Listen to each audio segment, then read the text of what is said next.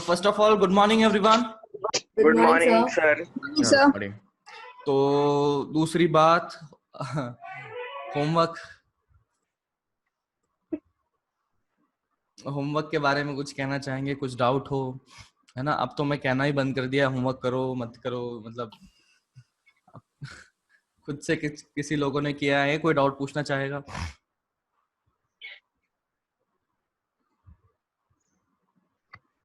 अच्छी बात नहीं है यार, होमवर्क कर लिया करो। ऐसा तो हो ही नहीं सकता कि डाउट ना पूछे, मतलब टॉपर भी डाउट पूछते हैं।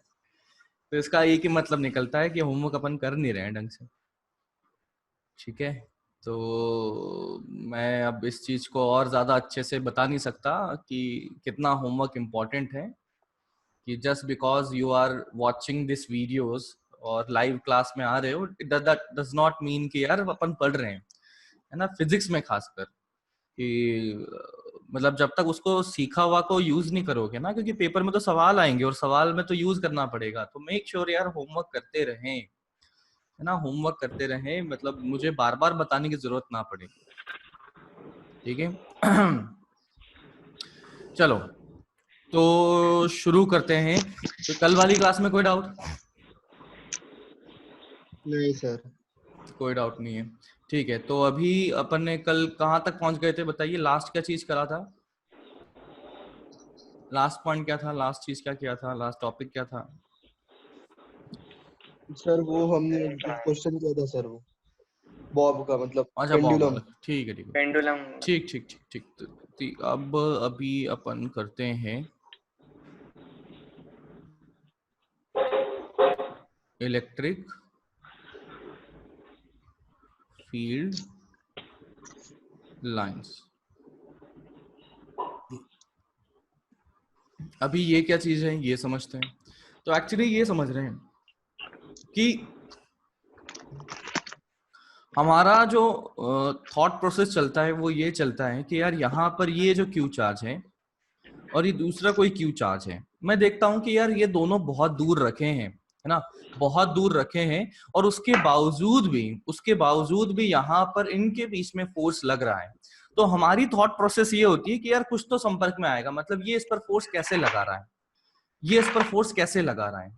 तो इस बात को समझने के लिए ही इलेक्ट्रिक फील्ड लाइंस को समझा जाता है कि क्यू जो है अपने सराउंडिंग में इलेक्ट्रिक फील्ड लाइंस फैला देता है, ऐसे इलेक्ट्रिक फील्ड लाइंस फैला देता है। और इसी वजह से जो इलेक्ट्रिक फील्ड लाइंस यहां पहुंचती हैं क्यू चार्ज पर, वही इस क्यू चार्ज पर फोर्स लगा रही होती है, वही इस पर फोर्स लगाने का काम करती है। तो एक्चुअली आपने शायद अभी सुना भी होगा कि ग्रेविटेशन पर भी काम हो रहा है, और वो ग्रेविटेशन फील्ड को समझने की कोशिश कर रहे हैं कि वो कैसा है कैसा नहीं है। तो मतलब अगेन हम वहां पर भी यही समझना चाह रहे हैं कि ये जो एम मास है और ये जो दूसरा एम मास है, ये अपने आपस में अट्रैक्ट करता है। तो ये इनके बीच में दूरी होने के बावजूद भी आपस में अट्रैक्शन कैसे हो रहा है? मतलब वो अपने को फॉर्मूला पता है, G m1m2/r², या K q1q2/r², वो पॉइंट नहीं है।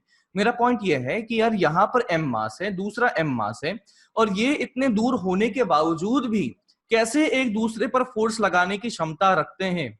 इसी चीज को समझने के लिए ग्रेविटेशनल फील्ड लाइंस की मदद ली जाती है, या उसके बारे में सोचा जा रहा है।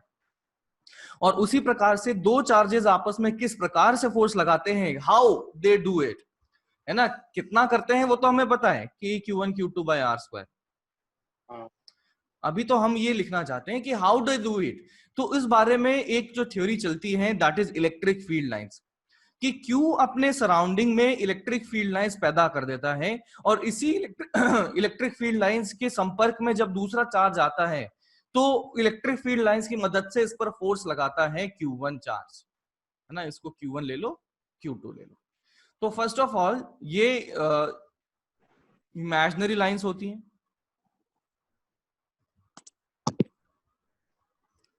ठीक है? These are imaginary lines. दूसरा मैं देखता हूं कि कैसे क्या किया जाता है कि इलेक्ट्रिक फील्ड लाइंस की मदद से हम फोर्स को समझने की कोशिश करते हैं कि क्या एक चार्ज दूसरे चार्ज पर किस प्रकार से फोर्स लगा रहा है। तो इलेक्ट्रिक फील्ड लाइंस में लिखें, इसमें लिखें, it is an imaginary curve, it is an imaginary curve, it is an imaginary curve,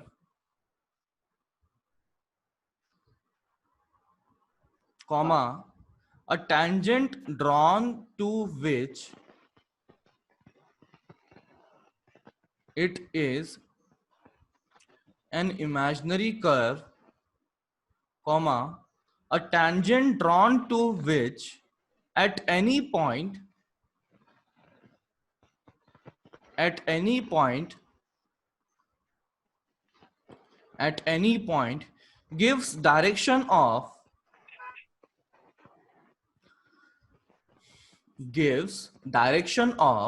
net electric field, direction of net electric field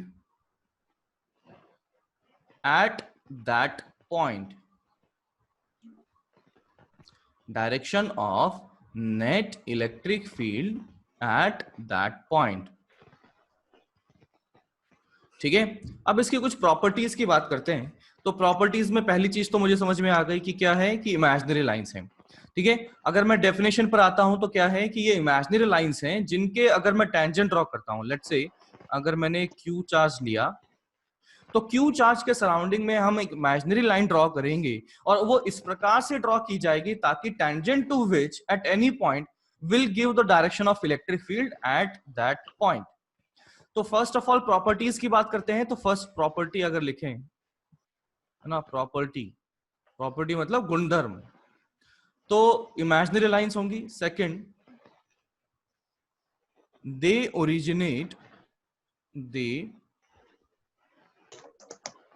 originate from positive charge and terminate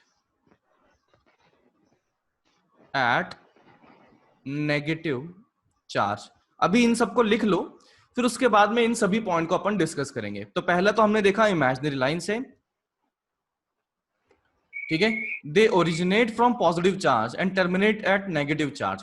फिर आगे लिखे, it can not form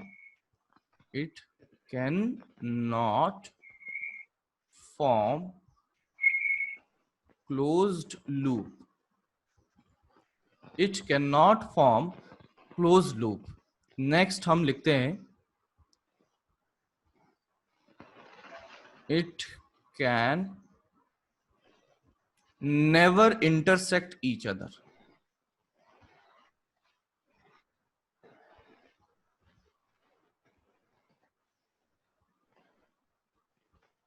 next, number of field lines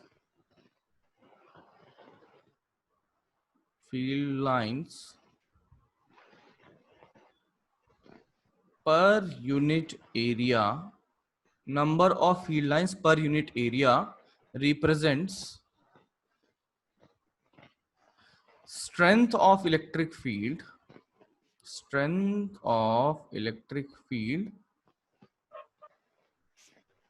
at that point। Next हम देखते हैं कि number of electric field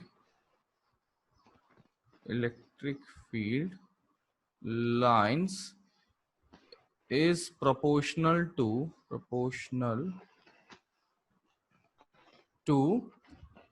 magnitude of charge,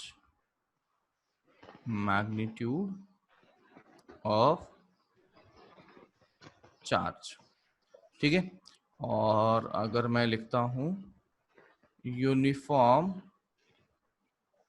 electric field is represented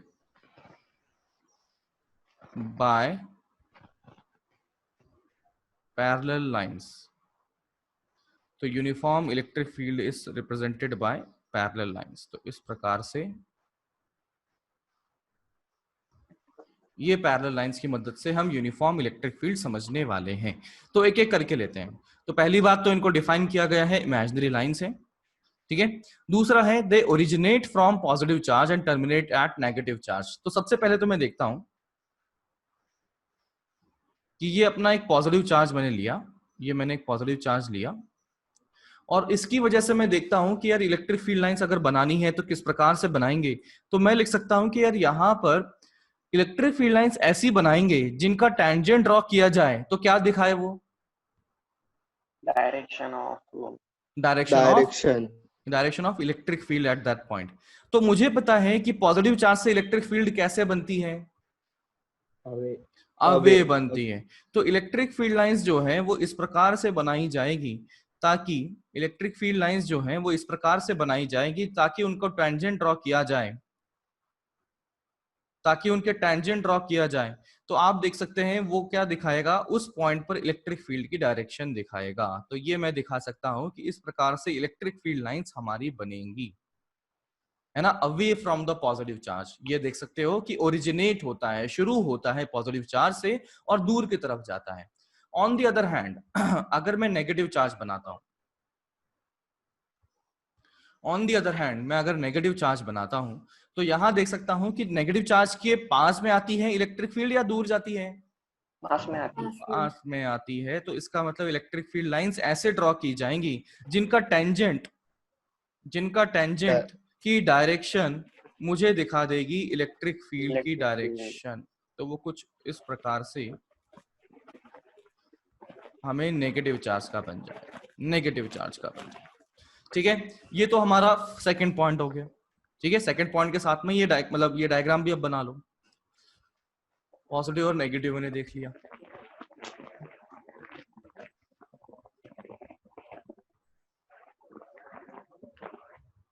next, it can not form closed loop, it can not form close loop.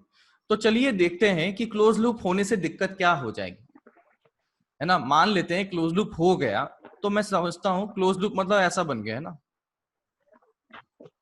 Close loop मतलब ऐसा बन गया। तो electric field lines मैंने ऐसे बना दी।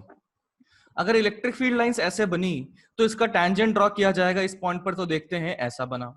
इस पॉइंट पर टेंजेंट ड्रॉ करते हैं तो ऐसा बना, इस पॉइंट पर टेंजेंट ड्रॉ करते हैं तो ऐसा बना, एंड ऐसा बना, एंड सो ऑन। तो मेरा पॉइंट क्या है कि हर पॉइंट पर इलेक्ट्रिक फील्ड इस प्रकार से टेंजेंट के अलोंग है, ठीक है। अच्छा बताओ, इलेक्ट्रोस्टैटिक फोर्स कंजर्वेटिव होता है या नॉन कंजर्वेटिव होता है? कंजर्वेटिव में क्लोज लूप पे चलने पर नेट वर्क डन कितना आ जाना चाहिए? जीरो आ जाना चाहिए। तो चलिए मैं यहाँ पर चेक करता हूं कि यहाँ पर गोल अगर मैं एक चार्ज को घुमा के ले जाता हूं तो क्या उस पर नेट वर्क डन जीरो आता है इलेक्ट्रिक फील्ड का या नहीं आता है। तो मैंने क्या किया, एक क्यू चार्ज लिया। क्यू चार्ज पर फोर्स अगर देखा जाए तो वो लिखा जाता है क्यू इंटू इलेक्ट्रिक फील्ड। देखा, ये बात समझ में आती है? हाँ सर। और मैं देख सकता हूं इस पर जो फोर्स लगा है वो इस प्रकार से लगा होगा, अलोंग द टेंजेंट लगा होगा। मैं देख सकता हूं इसका डिस्प्लेसमेंट भी अलोंग द टेंजेंट हुआ और फोर्स भी अलोंग द टेंजेंट लगा। तो क्या यहाँ पर छोटा सा work done D W positive होगा या नेगेटिव होगा या जीरो होगा? पॉजिटिव, पॉजिटिव होगा। फिर यहाँ पर आ जाते हैं थोड़ा सा आगे। तो मैं देख सकता हूं फोर्स की डायरेक्शन एंड डिस्प्लेसमेंट की direction they are again in the same direction. तो इसका मतलब यहां पर भी छोटा सा डी डब्ल्यू जो बनेगा वो क्या बनेगा, पॉजिटिव, नेगेटिव या जीरो? पॉजिटिव। पॉजिटिव। अगेन यहां पर भी छोटा सा डी डब्ल्यू क्या बनेगा? पॉजिटिव। तो यू गेट माई पॉइंट कि यहाँ पर पूरा चक्कर काटने में छोटे छोटे डी डब्ल्यू जो बने हुए हैं वो क्या बने हुए हैं, पॉजिटिव बने हुए हैं। तो इनका अगर ऐड किया जाए, बिकॉज डी डब्ल्यू मतलब वर्क डन तो होता है स्केलर, तो पूरे चक्कर का अगर वर्क डन देखा जाए, पूरे चक्कर का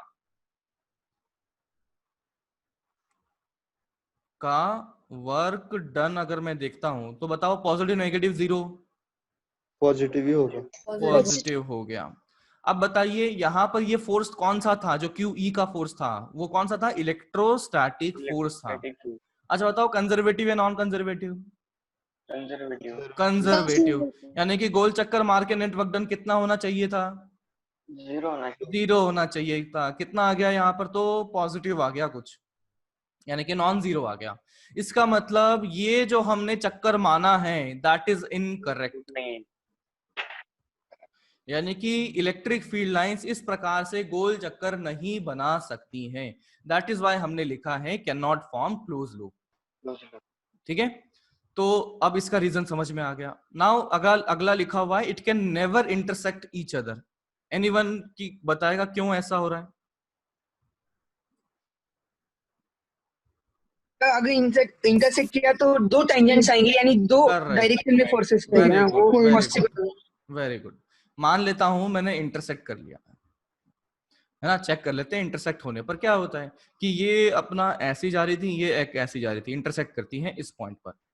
तो मैं देखता हूं हमें इलेक्ट्रिक फील्ड अगर देखना है तो electric field is given by tangent to electric field lines. तो इस पॉइंट पर एक टेंजेंट इस प्रकार से बना और इस पॉइंट पर एक टेंजेंट इस प्रकार से बना। तो एक ही पॉइंट पर दो भिन्न भिन्न प्रकार के, दो डिफरेंट डिफरेंट तरह के इलेक्ट्रिक फील्ड के टेंजेंट बन चुके हैं, यानी कि दो डायरेक्शन बन चुकी है एक ही पॉइंट पर, जो कि प्रैक्टिकली पॉसिबल है कि एक पॉइंट पर एक ही इलेक्ट्रिक फील्ड की डायरेक्शन बन सकती है, दो नहीं बन सकती, है ना।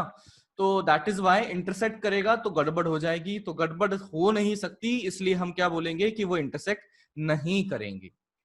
ये बात समझ में आती है? हाँ, हाँ सर। अब नेक्स्ट लिखा हुआ है number of field lines per unit area represent strength of electric field at that point. मतलब कहने का ये है, ये कौन सा पॉइंट था? दिस इज पॉइंट नंबर 4 है ना, 4 नहीं, फिफ्थ है, फिफ्थ।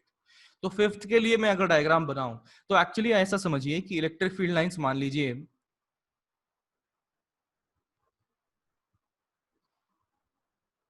कुछ ऐसा बन गया, ठीक है। तो मैं देखता हूं यहां पर इस पॉइंट पर इलेक्ट्रिक फील्ड का मैग्नीट्यूड E1 है और इस पॉइंट पर इलेक्ट्रिक फील्ड का मैग्नीट्यूड E2 है। तो अब मैं देखता हूं कि यार यहां पर छोटे से एरिया में 3 इलेक्ट्रिक फील्ड लाइंस हैं, यहां पर बड़े से एरिया में 3 इलेक्ट्रिक फील्ड लाइंस हैं। तो यहां से हम कंक्लूड करते हैं कि जितना near by electric field lines होगा उतना ही मैग्नीट्यूड इसका ज्यादा होगा। अब ये सवाल आता है सर ऐसे कैसे? तो देखो बड़ा आसानी से हम इस बात को समझ सकते हैं। ये देखो, ये है पॉइंट चार्ज। तो मैं देखता हूं कि यहां पर मैंने एक छोटा सा एरिया बना लिया है E1 और ये इधर, ये जब तीनों इधर क्रॉस करेंगी तो उसको मैंने बोल दिया E2। अच्छा बताओ चार्ज के लिए पास वाला पॉइंट कौन सा है, E1 वाला पॉइंट या E2 वाला पॉइंट? E1 वाला, E1 वाला पॉइंट। तो पास में अगर होगा तो मैग्नीट्यूड ज्यादा होगा या कम होगा? ज्यादा होगा। ज्यादा होगा। तो आप देख सकते हो कि पर यूनिट एरिया अगर इलेक्ट्रिक फील्ड लाइंस ज्यादा हो रही हैं तो उस पॉइंट पर इलेक्ट्रिक फील्ड का मैग्नीट्यूड ज्यादा लिखा जाएगा। ठीक है, सिद्ध सर तुमने हैंड रेज किया है, क्या डाउट है बोलो? ठीक है, तो इस दिस वे हम समझ सकते हैं। तो साथ में डायग्राम भी बना लीजिएगा, है ना। तो ये अपन ने पॉइंट नंबर 4 के लिए 5 के लिए किया था, ये है पॉइंट नंबर 4 एंड ये शायद पॉइंट नंबर 3। ठीक है, और फिर अगला आता है number of electric field lines proportional to the magnitude of the charge. ठीक है, तो नंबर ऑफ फील्ड लाइंस, ये अपना पॉइंट नंबर 6 के लिए बात करता हूं, तो that is proportional to the magnitude of the charge. तो इसको ऐसे समझिए कि यार मैंने एक बार चार्ज लिया, ये है Q और ये है 9Q। I can say that कि इसके आसपास में जो इलेक्ट्रिक फील्ड लाइंस बनेंगी और इसके आसपास में इलेक्ट्रिक फील्ड लाइंस बनेंगी, दोनों में डिफरेंस होगा। क्या डिफरेंस होगा? इस बात का डिफरेंस होगा कि इसका मैग्नीट्यूड ज्यादा है तो इलेक्ट्रिक फील्ड ज्यादा होगी। इलेक्ट्रिक फील्ड ज्यादा होगी तो वहां पर मेरे पास पर यूनिट एरिया में ज्यादा इलेक्ट्रिक फील्ड लाइंस पाई जाएंगी। तो इनफैक्ट ये पाया गया, ये हम देख के चलते हैं कि जो इलेक्ट्रिक फील्ड का नंबर है, number of electric field lines, number of electric field lines is proportional to magnitude of charge. कि मान लेते हैं कि यहां पर अगर मैंने 1 2 3 4 फील्ड लाइंस ड्रॉ करी, तो इसके लिए कितना फील्ड लाइन ड्रॉ करना पड़ेगा?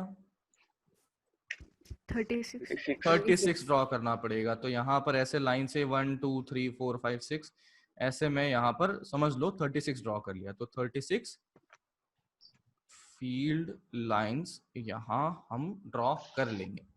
यहाँ हम ड्रॉ कर लेंगे। तो यहाँ पर जितना ज्यादा चार्ज होगा उतनी ही ज्यादा इलेक्ट्रिक फील्ड का स्ट्रेंथ होगा, उतनी ही ज्यादा इलेक्ट्रिक फील्ड लाइंस का नंबर होगा, क्योंकि इलेक्ट्रिक फील्ड स्ट्रेंथ के साथ में बढ़ती हैं हमारी इलेक्ट्रिक फील्ड लाइंस। अभी ये 6 पॉइंट हो गया। 7वां पॉइंट क्या बोलता है? 7वां है uniform uniform electric field is represented by parallel lines. बड़ी सिंपल सी बात है, यूनिफॉर्म है तो मुझे देखना है कि इस पॉइंट पर यूनिट एरिया, इस पॉइंट पर यूनिट एरिया जितनी फील्ड लाइंस जा रही हैं उतनी ही इलेक्ट्रिक फील्ड लाइंस इधर से जा रही होंगी पर यूनिट एरिया। आप समझ सकते हो कि यहाँ पर हमने समझा था कि उस पर्टिकुलर एरिया में जितनी ज्यादा फील्ड लाइंस होंगी इलेक्ट्रिक फील्ड की स्ट्रेंथ उतनी ही ज्यादा होगी या कम होगी। तो मैं देखता हूं कि यहाँ पर हर पॉइंट पर आप देख सकते हो कि फील्ड लाइंस बराबर कट रही हैं, तो मैं कह सकता हूं हर पॉइंट पे इलेक्ट्रिक फील्ड के जो मैग्नीट्यूड है वो सेम रहा है। और डायरेक्शन आप देख ही सकते हैं, सभी पॉइंट के लिए मैंने दिखा सकते हैं कि ये सेम ही बना हुआ है, तो डायरेक्शन भी सेम, मैग्नीट्यूड भी सेम। तो यूनिफॉर्म इलेक्ट्रिक फील्ड लाइंस को हम पैरेलल लाइंस की मदद से समझाएंगे। तो ये डायग्राम ड्रॉ कर लिया अपन ने, पॉजिटिव का, नेगेटिव। बताओ ना एक बार। कौन सा 7 पॉइंट? अरे पैरेलल लाइन इसमें सर मैंने ध्यान नहीं दिया। तो ध्यान नहीं दिया तो ये कोई रीजन थोड़ी ना होता है ध्यान नहीं दिया। अभी कल तुम मूवी देखने बैठ जाओगे, सर मैं तो मूवी देख रहा था। हाँ यार बड़ी सिंपल सी बात है, इलेक्ट्रिक फील्ड बनती किससे है? डायरेक्शन और मैग्नीट्यूड दोनों से। मैग्नीट्यूड किससे डिपेंड करता है? पर यूनिट एरिया कितनी फील्ड लाइंस जा रही है। तो यहाँ पर जितने एरिया में जितनी फील्ड लाइंस थी उतने ही एरिया में उतनी ही फील्ड लाइंस यहाँ पर है, तो मैग्नीट्यूड सेम है। हाँ। और डायरेक्शन सभी जगह सेम दिख रही है। तो तो इसीलिए 6 यूनिफॉर्म पॉइंट में इलेक्ट्रिक फील्ड लाइन को अपन इस तरह से दिखाते हैं। हाँ 6 पॉइंट में तो मतलब अगर चार्ज बढ़ाएंगे तो इलेक्ट्रिक फील्ड लाइन कितने से इंक्रीज होगी वो नहीं बोल सकते ना, क्योंकि वो तो इमेजिनरी नंबर है ना, इमेजिनरी लाइन से। नहीं बोल सकते हैं, ये रहा। मतलब अगर 1 कूलम का चार्ज है तो फिर 4 लाइंस निकलेगी ही, ऐसा नहीं बोल सकते क्योंकि लाइंस तो इमेजिनरी रहेगी। अरे कंपेयर कर रहे हैं यार, 4 थोड़ी ना निकल रही होंगी, कुछ और निकल रही होंगी। अपने को बस ये क्वालिटेटिव एनालिसिस, क्वांटिटेटिव एनालिसिस करना है कि इफ इट इज गिवन कि यहाँ पर 4 है तो इसके कंपैरिजन में यहाँ पर 9 गुना होगा, बस इतनी सी बात है। मैं 4 नहीं बोल रहा कि 4 ऑब्वियसली नहीं होंगी यार, कैसी बात कर रहे हैं। बस ये है कि इसके कंपैरिजन में इसमें 9 गुना इलेक्ट्रिक फील्ड लाइंस होंगी, इतना जरूर कह सकते हैं। सर आपने थर्ड पॉइंट में बताया कि वो इमेजिनरी लाइंस क्लोज लूप नहीं बनाती, पर आपने तो उसमें मतलब एक क्लोज लूप बनाया, उसमें इमेजिनरी लाइंस तो ये परपेंडिकुलर ही बनाया ना टैंजेंट से, तो उनका वर्क डन इसकी जीरो बात आ कर रहा रहे हैं ना। क्या? इसकी बात कर रहे हैं? इसकी, हाँ इसकी। हाँ दोबारा बोल। तो इसमें तो आपने जो क्लोज लूप बोल रहा है ना, सुन एक मिनट, जो बोल रहा है ना एक बार सोच लेना, मैं बता रहा हूँ बहुत बुरी तरह से मारूंगा तेरे को। हाँ सोच लेना, और अगर फिर भी मन करे तब पूछना।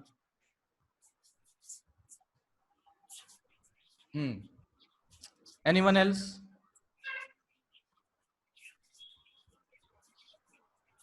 Anyone else?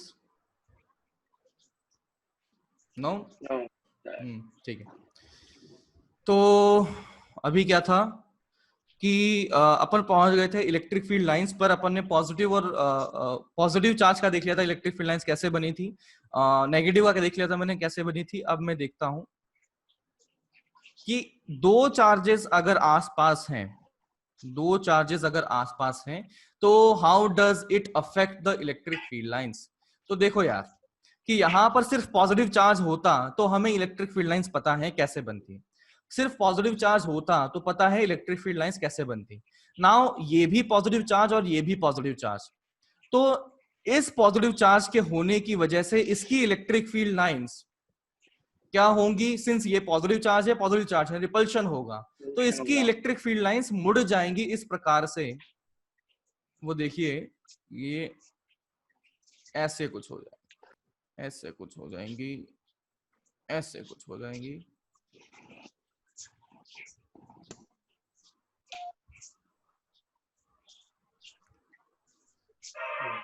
ऐसा क्यों हुआ? रिपल्शन के कारण। इंटरसेक्ट नहीं करना चाहती है वो। अगर वो जैसे नॉर्मली जा रही थी वैसे जाती, मतलब मान लो ये वाली, एक बार मैं इमेजिन बता देता हूँ आपको, है ना, बाद में मिटा दूंगा इसको, कि मान लो ये ऐसे जा रही होती, ये भी इसकी ऐसे आ रही होती, धड़ाम एक पॉइंट पर इंटरसेक्ट कर गए, इसका मतलब इनमें कुछ ना कुछ चेंजेस तो होंगे, ऐसा अपन मान नहीं सकते कि ऐसा हुआ है, मतलब नॉर्मली चला गया है। इंटरसेक्ट तो वो कर जाएंगी ऐसे, और इंटरसेक्ट करना पॉसिबल है नहीं। इसका मतलब उनको अपने पाथ को थोड़ा सा चेंज करना पड़ेगा, जो कि इस प्रकार से अपन ने दिखा दिया। इस प्रकार से अपन ने कुछ इस प्रकार से दिखा दिया। तो ये अपना पॉजिटिव चार्ज के लिए इलेक्ट्रिक फील्ड लाइंस इस प्रकार से पाई जाएंगी। ठीक है, तो इस प्रकार से अपन देख सकते हैं पॉजिटिव और पॉजिटिव बनने वाला है। अरे भाई मैं गुस्सा नहीं हूं, है ना। ये जो चैट में कोई मैसेज लिख रहा है किसी को प्राइवेटली मुझे दिख रहा है वो, है ना, वो एवरीवन में डाल दिया तुमने। तो मैं गुस्सा नहीं हूँ, गुस्सा बस इस बात का है कि तुम गधो हो, है ना। एक तो ये गुस्सा तो है ही दूसरा ये है कि होमवर्क नहीं कर रहे हो।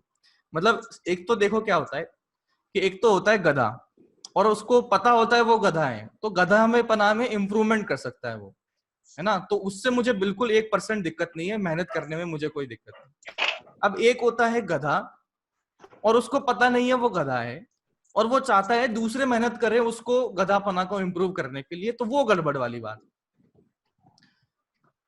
क्या क्या मेरी बात समझ रहे हो? हाँ सर। है ना। तो इस बात को समझो कि एनर्जी तभी आपकी पॉजिटिव बनी रहेगी जब आप, मतलब बच्चे होमवर्क करते दिखेंगे तब जाके तो मुझे अच्छा लगेगा, है ना। और ऐसा मेरा कोई क्या फायदा होगा कि होमवर्क कर रहे हो या नहीं कर रहे हो? आप ही का फायदा होगा भाई। होमवर्क अगर नहीं करोगे ना, अभी जब क्लास शुरू होगी मर जाओगे, मतलब बहुत दिक्कत होगी यार। तुम मतलब बहुत ही लाइटली लेते हुए मुझे लग रहे हो। मतलब क्या, तो इतना बढ़िया से मैं एनर्जी से पढ़ा रहा हूँ, अपन इतने सर एफर्ट कर रहे हैं, तो गिरी सर इतने एफर्ट कर रहे हैं, उन्होंने बेचारों ने कांच में इतने इतने वो पढ़ाने के लिए कर रखा है, घर पे इतने जुगाड़ कर करके कोशिश कर रहे हैं सब लोग, और उसके बाद में तुम्हारे क्लास में आते हो पिक्चर देखने के लिए कि सर आ रहे हैं, सर नहा के आए नहीं आए ये देखने के लिए आए हो, सर कितना क्या बता रहे हैं, सर से बढ़िया ऐसे कुछ टेढ़े मेढ़े डाउट पूछने की कोशिश करते हैं। अरे भाई मेहनत तो करो पहले, अपनी तरफ से तो दिखाओ भाई, ताली दोनों हाथ से बजती है। तो मतलब बिल्कुल एनर्जी बिल्कुल डाउन है इस क्लास की, मतलब बिल्कुल ही। अब क्या बताऊं, मैं जानता हूं अच्छे बच्चे हैं इसमें, ऐसा नहीं है ना। कोई लोग मुझसे पर्सनली डाउट भी पूछते हैं, है ना। कल ही मेरे पास फोन आए थे 2-3 जिससे डाउट पूछ रहे थे कि सर ये सवाल कर रहा था उसमें कैसे करूं।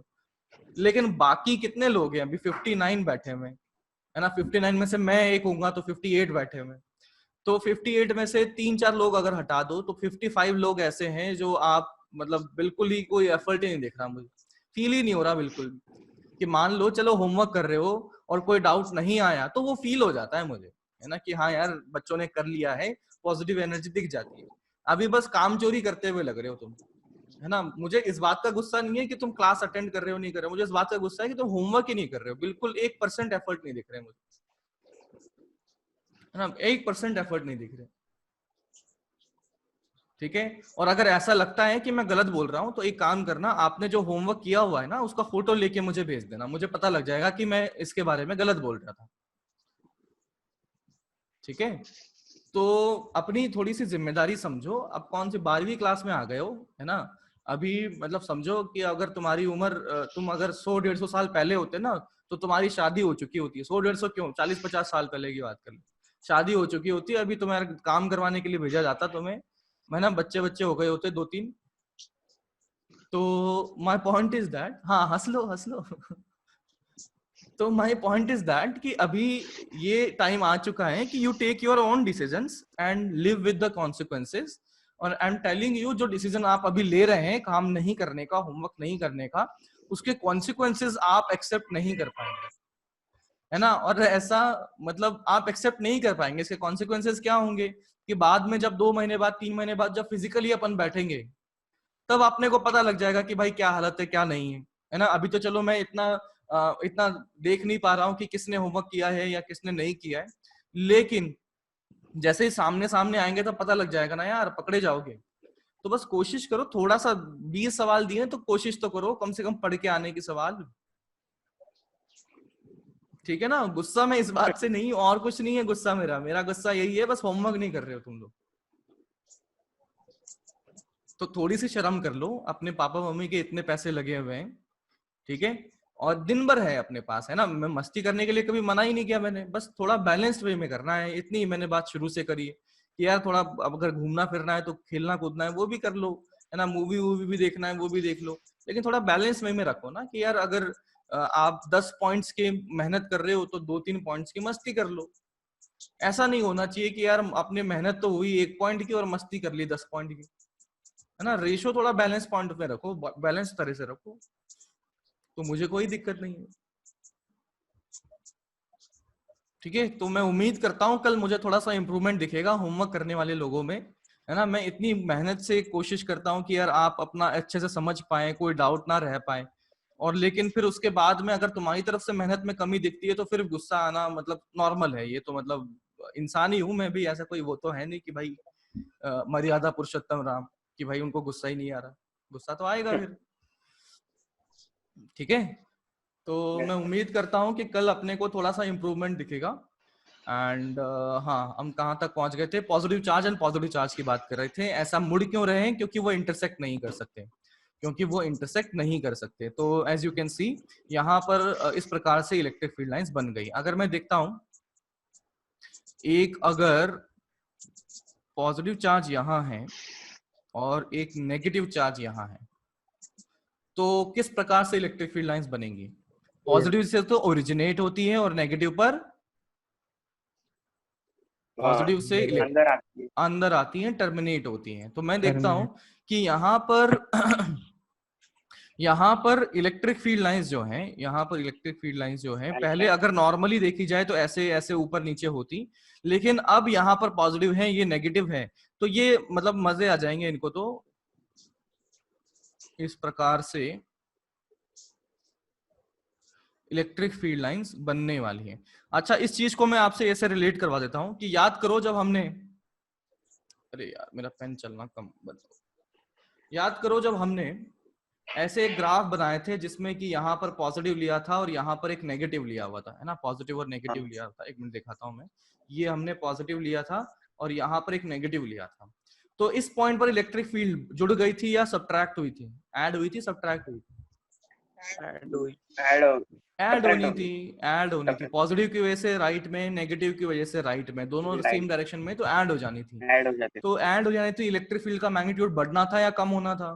बढ़ना था। तो इसका मतलब छोटे से यहाँ पे पर यूनिट एरिया में इलेक्ट्रिक फील्ड लाइंस की नंबर बढ़ेगा या कम होगा? बढ़ेगा। तो आप देख सकते हो कि सिर्फ सिंगल चार्ज होता, उसके कंपैरिजन में यहाँ पर ये जो ये दिख रहा है अपनी फील्ड लाइंस, उनका इस पॉइंट पर यहाँ per unit area number of line ज्यादा दिख रही हैं। मतलब ये मुड़ मुड़ के इधर घुसने की कोशिश कर रही है ना। तो यहां से इस प्रकार से मैं देख सकता हूं कि अगर सिर्फ नेगेटिव चार्ज होता या सिर्फ पॉजिटिव चार्ज होता, उसके कंपैरिजन में यहाँ पर फील्ड लाइंस ज्यादा दिख रही हैं। और अगर फील्ड लाइंस की डेंसिटी ज्यादा है, दैट मींस कि यहाँ पर इलेक्ट्रिक फील्ड की स्ट्रेंथ भी ज्यादा है। तो ये इस प्रकार से मुड़ मुड़ के आना चाहती है नेगेटिव चार्ज के पास में, ठीक है। तो ये हमारे पास बन जाएगा पॉजिटिव और नेगेटिव के लिए इलेक्ट्रिक फील्ड लाइंस किस प्रकार से बनेगी। ठीक है, नोट कर लीजिए। माइक ऑफ कर लो बच्चा, किसी से ना पीछे बच्चे की आवाज आ रही है।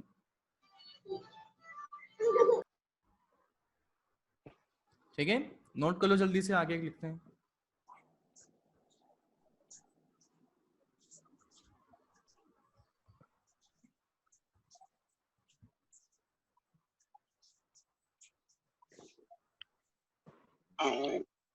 डन।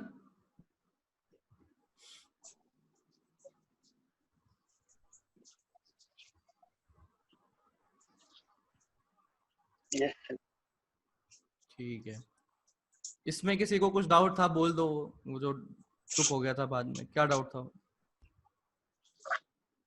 नहीं हो गया था। ये टेंजेंट बना हुआ है ना, परपेंडिकुलर नहीं था। जब वो उस टाइम पर कोई कह रहा था कि सर ये परपेंडिकुलर बना दिया आपने, ये टेंजेंट बना हुआ है, फोर्स भी टेंजेंट के अलोंग, डिस्प्लेसमेंट भी टेंजेंट के अलोंग, तो वर्क डन पॉजिटिव आ गया है। ठीक है, नेक्स्ट मैं देखता हूं कि अगर किसी चार्ज को इलेक्ट्रिक फील्ड में छोड़ दिया जाए, है ना, किसी चार्ज को इलेक्ट्रिक फील्ड में छोड़ दिया जाए, तो कैसे मूव करेगा उसके बारे में हम सोचते हैं, क्योंकि ये काफी कंफ्यूजिंग पॉइंट बनता है, इस पे सवाल भी बन सकते हैं। तो मैं लिखता हूं कि a charge particle is in electric field. अब उसके बारे में जानकारी देते हैं। तो पहला है कि स्टार्टिंग फ्रॉम रेस्ट, कि पहले हमने क्या छोड़ दिया कि स्टार्टिंग फ्रॉम रेस्ट, कि हमने उसे रेस्ट से छोड़ना शुरू किया है। तो मैं अगर रेस्ट से छोड़ता हूं तो इलेक्ट्रिक फील्ड दो प्रकार की हो सकती है, यूनिफॉर्म इलेक्ट्रिक फील्ड की अगर बात करता हूं तो बताइए कि इसका जो पाथ होगा किसका, चार्ज पार्टिकल का यूनिफॉर्म इलेक्ट्रिक फील्ड में स्टार्टिंग फ्रॉम रेस्ट, तो वो कैसा दिखने में पाया जाएगा। तो मैं एक काम करता हूं, पहले इलेक्ट्रिक फील्ड ड्रॉ कर देता हूं। तो ये मैंने यूनिफॉर्म इलेक्ट्रिक फील्ड ड्रॉ कर दी।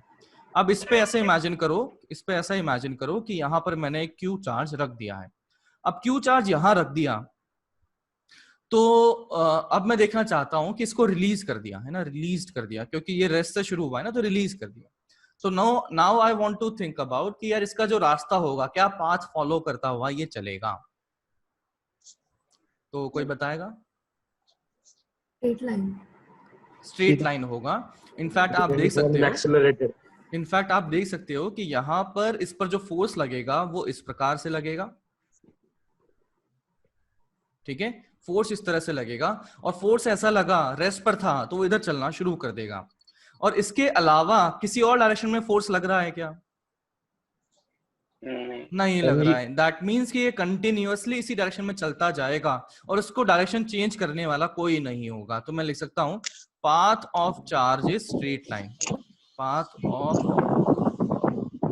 चार्ज इज स्ट्रेट लाइन, और वो भी लिख सकता हूं अलोंग इलेक्ट्रिक फील्ड लाइंस। ठीक है, तो ये तो हुई यूनिफॉर्म इलेक्ट्रिक फील्ड की बात। अगर मैं लिखता हूं नॉन, अरे ये हवा में कौन बैठा हुआ है भाई,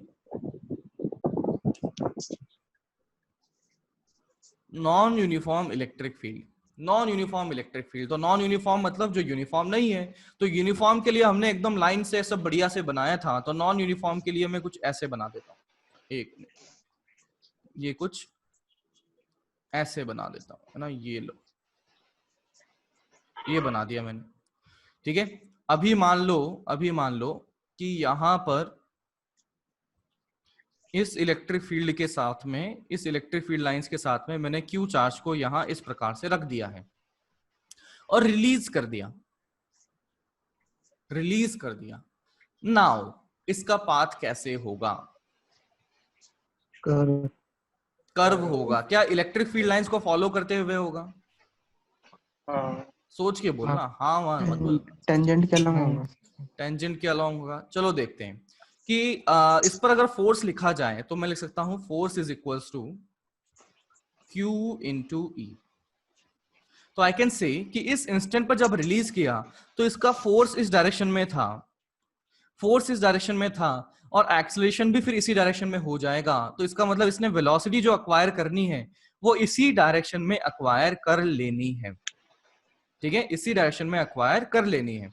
तो अब मैं देखता हूं कि यहां से जब थोड़ा सा आगे चला तो इसकी वेलोसिटी तो इस डायरेक्शन में थी, लेकिन फोर्स की डायरेक्शन क्या वेलोसिटी की डायरेक्शन में है क्या? इस बार बताइए। जब यहां पर थोड़ा सा आगे आ गया तो वेलोसिटी डायरेक्शन तो ये एरो से दिख रही है, लेकिन फोर्स की डायरेक्शन यहां पर अगर देखें तो किस डायरेक्शन में है? यहां पर है। तो क्या वेलोसिटी और फोर्स एग्जैक्टली सेम डायरेक्शन में है क्या? नहीं सर। तो इसका थोड़ा सा तो डिफरेंस बना हुआ है। इसका मतलब यहां पर एग्जैक्टली उसी लाइंस को फॉलो वो नहीं करेगा, क्योंकि किसी भी पार्टिकल का पाथ बनता है वेलोसिटी और फोर्स दोनों को देखने के बाद में। यहां पर हमने देखा था कि वेलोसिटी और फोर्स हमेशा के लिए सेम डायरेक्शन में है, इसीलिए हमने कह दिया था कि ये बेचारा सीधा सीधा चलता जाएगा। But on the other hand मैं अगर इसे देखता हूं तो यहां पर जैसे ही रिलीज किया तो ये ऐसा चला, नो डाउट, लेकिन इसकी वेलोसिटी ऐसा अक्वायर हो चुका है, और जैसे ही आगे वाले पॉइंट पर आते हैं तो टेंजेंट के अलोंग फोर्स बना हुआ है। तो मैं देख सकता हूं वेलोसिटी और फोर्स के बीच में कोई एंगल बना है, छोटू सा ही क्यों ना हो लेकिन बना जरूर है। हाँ, इसका मतलब सीधा सीधा ये स्ट्रेट जो इलेक्ट्रिक फील्ड लाइंस है उनको फॉलो नहीं करेगा। ठीक है, बात समझ में आती है? हाँ, ठीक है ना, क्योंकि कोई भी पाथ हमें जो बनता है वो बनता है दोनों की वजह से, यानी कि वेलोसिटी और फोर्स दोनों को देखने के बाद में हमें पाथ देखना चाहिए। तो मैं कह सकता हूं कि इसका जो फोर्स बनेगा, बस ये जरूर कह सकता हूं कि force on charge particle, force on charged particle is along electric field lines. क्या इसका पाथ भी अलोंग इलेक्ट्रिक फील्ड लाइंस बनेगा? नहीं, नहीं बनेगा। ठीक है, नोट कर लीजिए जल्दी से इसको।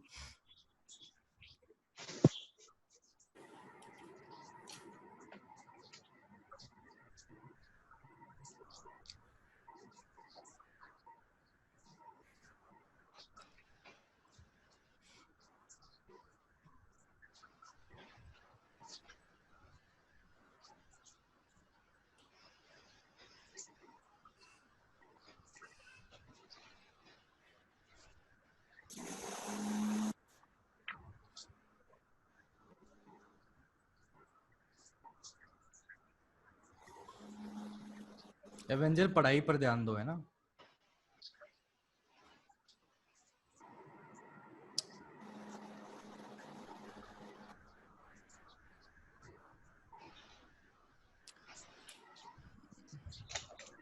डन? नहीं सर, एक मिनट।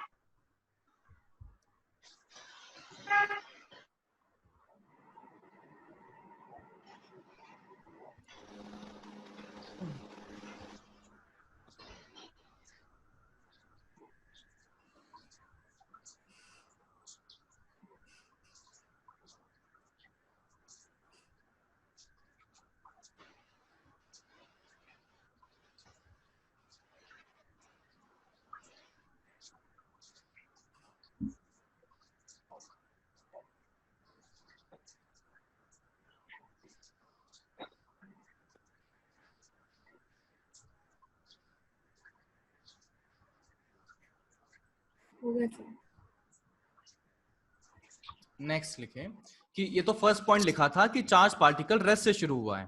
तो मैं देखता हूं, if charge particle has some initial velocity, charge particle has some initial velocity, तो मैं देखता हूं इन यूनिफॉर्म इलेक्ट्रिक फील्ड कैसे हो रहा होगा इसका पाथ। तो अगेन मैंने यूनिफॉर्म को ड्रॉ कर दिया, तो ये रही हमारी यूनिफॉर्म इलेक्ट्रिक फील्ड। दूसरा मैंने लिया चार्ज, तो दिस इज द चार्ज, ये है Q। अब ध्यान दीजिए, इस बार डिफरेंस क्या कर दिया है, इस बार हमने पिछले के कंपैरिजन में क्या अलग किया है?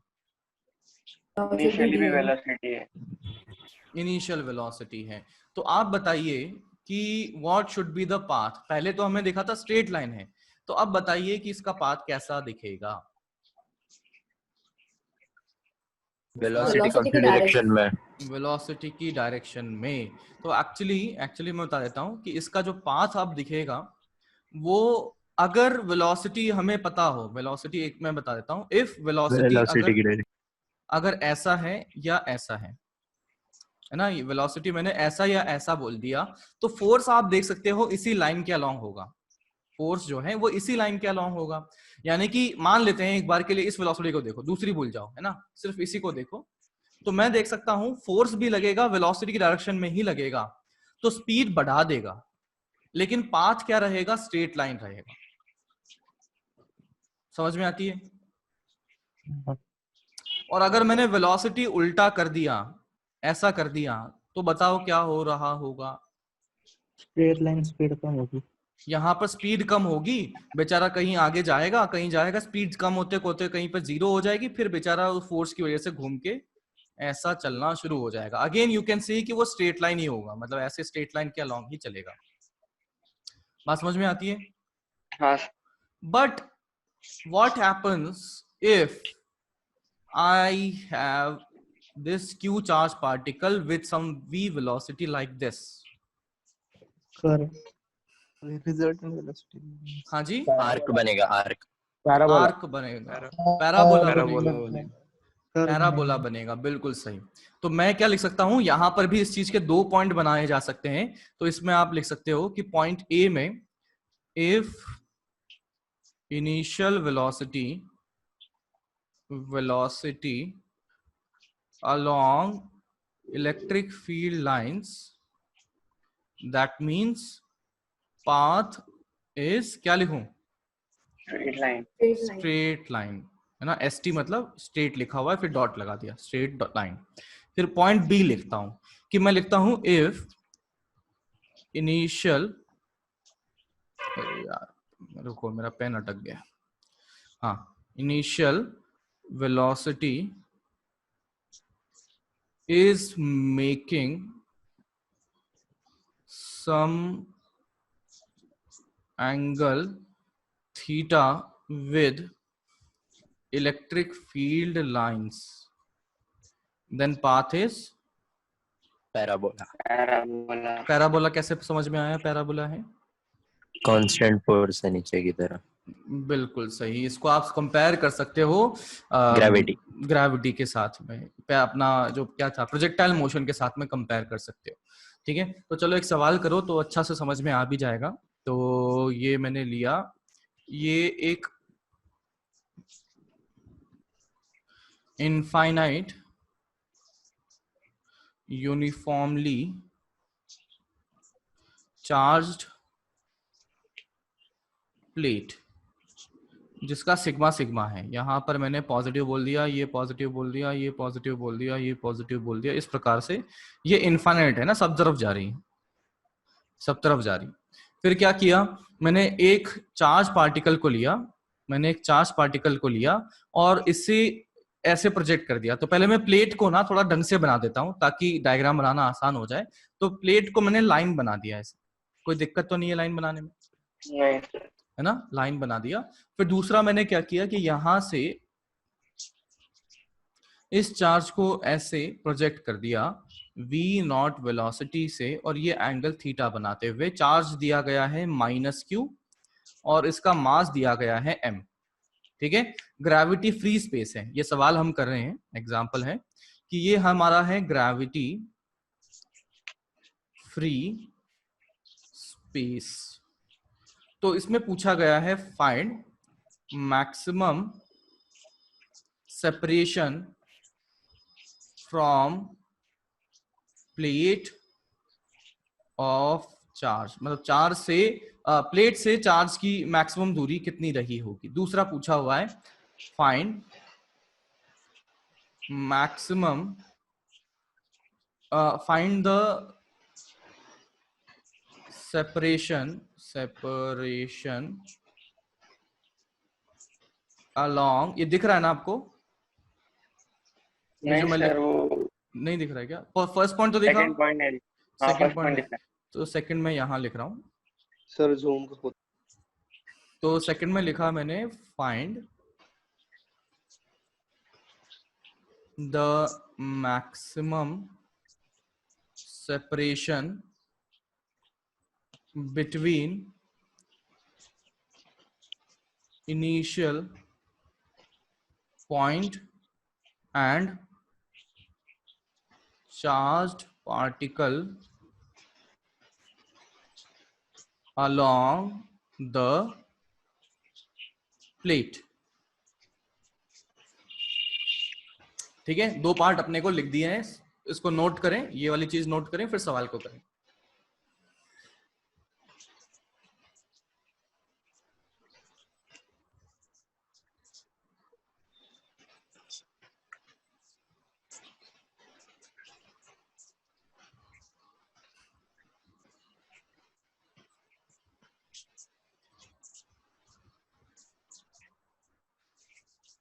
ठीक है, पीछे वाली स्लाइड दिखा रहा हूं मैं, ये रही।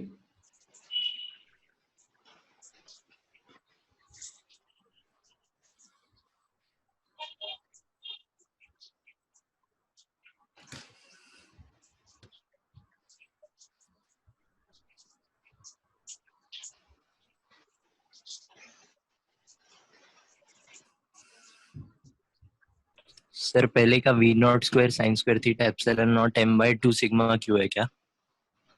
क्या किया ये बता दो। साउंड तो सही कर रहा है, मतलब आवाज तो मुझे लग रहा है सही है। क्या किया तुमने?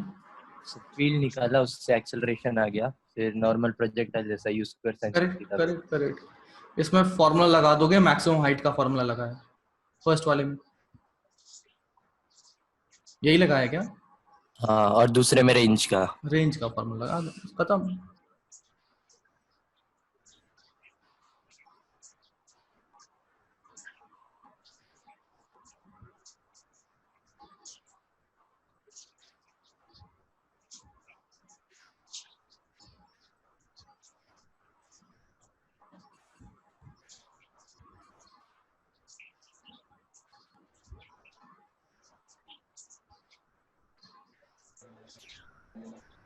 डन। चलिए शुरू करते हैं। तो ये रही प्लेट, प्लेट पर चार्ज था, चार्ज को ऐसे छोड़ दिया गया। सिंस ये प्लेट इनफाइनाइट है तो मैं लिख सकता हूं इलेक्ट्रिक फील्ड जो बनेगी वो बनेगी सिग्मा बाय 2 एप्सिलॉन नॉट। अब मैं देख सकता हूं यहां पर ये माइनस क्यू चार्ज था, तो बताइए अट्रैक्ट होगा या रिपेल होगा? अट्रैक्ट। अट्रैक्ट होगा। तो अट्रैक्ट होगा तो मैं देख सकता हूं कि लेट से जब ये चार्ज थोड़ा सा आगे गया तो मैं थोड़ा सा चार्ज को आगे बना के फोर्स बनाता हूं ताकि थोड़ा क्लियर डायग्राम बने। मान लेते हैं चार्ज ऐसा था, तो इस पर देख सकता हूं अट्रैक्शन फोर्स लगेगा तो इस डायरेक्शन में लगेगा।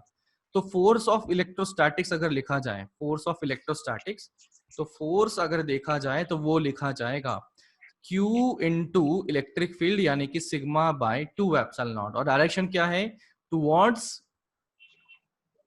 टुवर्ड्स प्लेट बना हुआ है, अट्रैक्टिव फोर्स बना हुआ है। तो आप देख सकते हो कि यहां पर Q भी constant, sigma bye 2 epsilon not भी कांस्टेंट, यानी कि फोर्स है कांस्टेंट। फोर्स कांस्टेंट तो इसका मतलब acceleration is force by mass, तो वो भी कांस्टेंट आ गया। तो Q sigma by 2m epsilon not acceleration आ चुका है, कांस्टेंट आ चुका है। तो इस चीज को याद करो जो अपन ने प्रोजेक्टाइल में देखा था, ये है v नॉट और ये एंगल है थीटा। तो मैं देख सकता हूं यहां पर इसकी जो मैक्सिमम हाइट है, पहले में मैक्सिमम हाइट ही पूछा है बताइए कि प्लेट से कितना मैक्सिमम सेपरेशन रहा होगा, यानी कि ये मैक्सिमम हाइट की बात कर रहे हैं। ये प्रोजेक्टाइल बन चुका है। सर पता कैसे लगा प्रोजेक्टाइल बना है? प्रोजेक्टाइल में याद करो कि जो एक्सेलरेशन ड्यू टू ग्रेविटी है वो कांस्टेंट बना होता है। तो यहाँ पर एक्सेलरेशन ड्यू टू ग्रेविटी की जगह कौन सा फोर्स आ गया? ये इलेक्ट्रोस्टैटिक फोर्स की वजह से एक एक्सेलरेशन नीचे की तरफ आ गया है जो कि हर जगह पर कांस्टेंट बना है।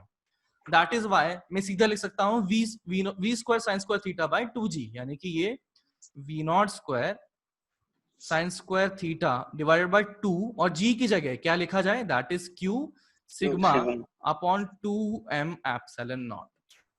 तो ये बन चुका है मैक्सिमम हाइट। नाउ बात करते हैं सेकंड पार्ट के लिए। तो सेकंड पार्ट के लिए हमने क्या कहा गया है? Find the maximum separation between initial point and charge particle along the plate. यानी कि जब ये ऐसा जाके यहां पहुंचा तो आप देख सकते हो इनिशियल पॉइंट और इसके बीच की ये जो दूरी है अलोंग द प्लेट वो मैक्सिमम बन चुकी है। इससे पहले वो नहीं हुई होगी मैक्सिमम, इसी पॉइंट पर मैक्सिमम बनी है। तो मैं देख सकता हूं रेंज लिखा जाएगा, और रेंज क्या होता है? u square sine square theta bye g। तो यहां से अपना साइन 2 थीटा ना, sorry u square sine 2 theta by g बनता है। तो ये बन जाएगा v not square sign of 2 theta by g की जगह लिखा जाएगा q sigma by 2m epsilon not and that is the range. और वही सेकंड पार्ट का आंसर बना हुआ है। ठीक है, तो थोड़ा सा रिलेट कर पाएंगे अगर तो बहुत आसानी से कर पाएंगे। देख लो, समझ लो, कोई डाउट हो तो पूछो।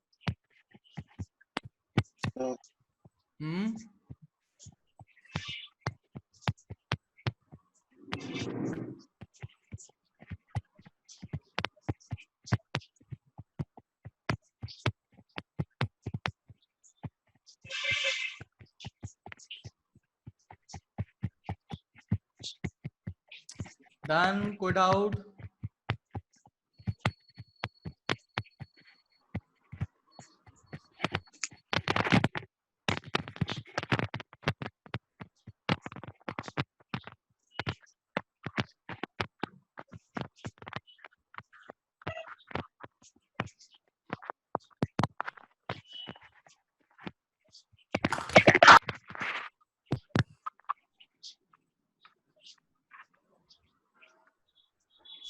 अगर मैंने इसमें ग्रेविटी भी लगा दिया होता तो सेकंड पार्ट करें, वो a plus g हो जाएगा। इफ ग्रेविटी Acceleration इज, में j ऐड करके एक्सेलरेशन निकाल के करना पड़ेगा। हाँ तो यहाँ पर ये जो है 2 प्लस जी हो जाता है ना, you square sine square theta by 2g होता है ना, तो g की जगह क्या लिखा जाएगा, g प्लस a लिखा जाएगा। इसी प्रकार से यहां पर भी क्या हो जाता, g प्लस a लिखा जाता। Getting my point? हाँ सर। ओके, नेक्स्ट हम देखते हैं, नेक्स्ट अब टॉपिक है फ्लक्स, है ना। इसमें कुछ लिखेंगे नहीं अभी, अभी इतना टाइम बचा नहीं है, मैं वो समझा देता हूं।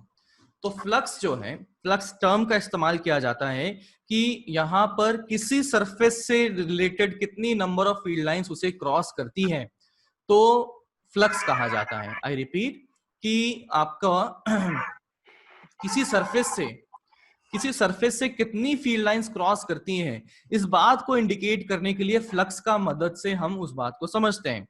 फ्लक्स का इस्तेमाल सिर्फ इलेक्ट्रिक फील्ड के लिए ही नहीं करते। आपने सुना होगा कि यार वाटर रिफ्लक्स सुना होगा, कभी सुना क्या वाटर रिफ्लक्स?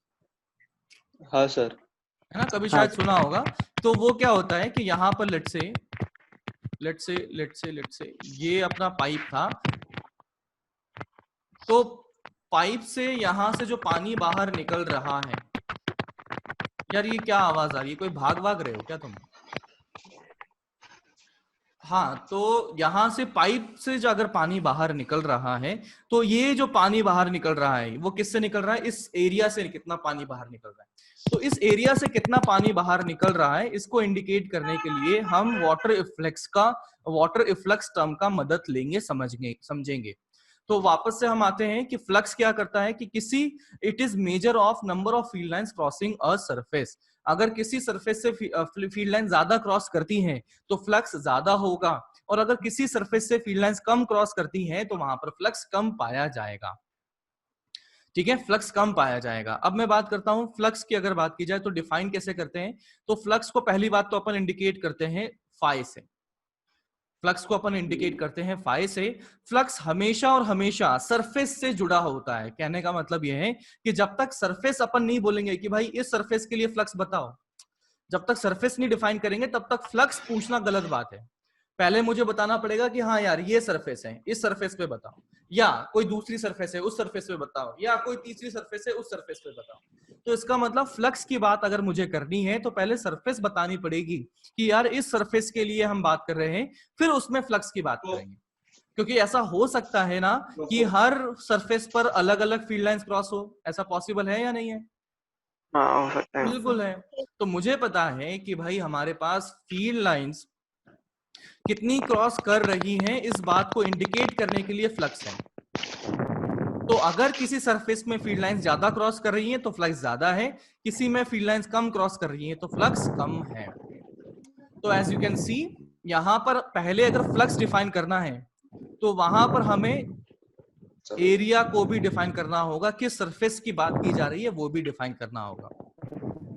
ठीक है, ये तो हुई पहली बात। दूसरी बात, ये मैथमेटिकली इसको अगर डिफाइन किया जाता है तो उसको मैं देखता हूं कि किसी छोटे से सरफेस से अगर जो फ्लक्स लिखा जाए तो उसको डी फाई लिखा जाता है, और डी फाई की जो वैल्यू लिखी जाती है वो लिखी जाती है E डॉट डी ए लिखी जाती है। ये क्या नाम है इसका, 92 ऐसा लिखा हुआ जो है, 92 एडी वेडी। वो अपना माइक ठीक करो, तुम्हारी आवाज बिल्कुल गड़बड़ हो रही है। ठीक है, तो अभी चलो इतना ही रखते हैं। अभी सर आ गए क्या अपने?